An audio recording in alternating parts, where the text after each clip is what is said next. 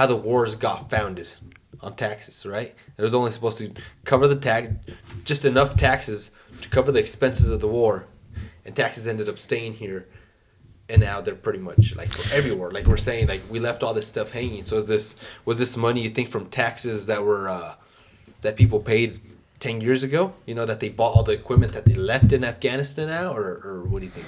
I mean, you said so yourself. The income tax was only meant to be temporary, and that was during the Civil War to help fund it. And it was only supposed to be for about 10, 11 years.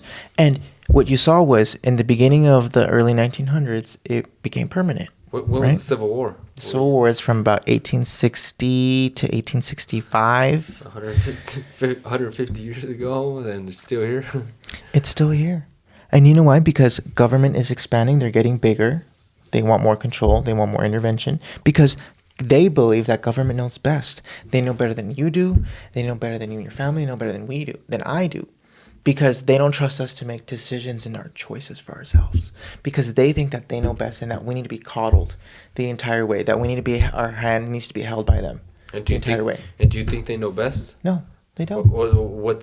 We go back to it. You're saying like the government thinks this and this, and then you go back into it.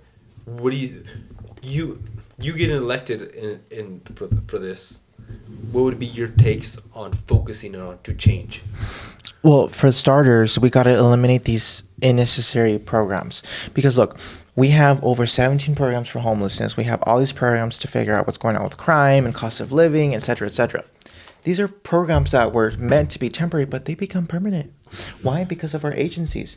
Nowhere in the Constitution does it say Congress can delegate regulatory power or the power to make laws to other agencies or entities, right? This just keeps rising and everything, you know. Exactly. So and it's a waste of money. Where's that money going?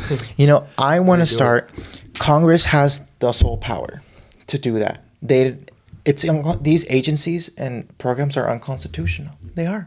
Because look, if they really want to come down to it, they should amend the Constitution to where it allows Congress to give them power to do so in order for them to actually be legitimate. But they're illegitimate. They are.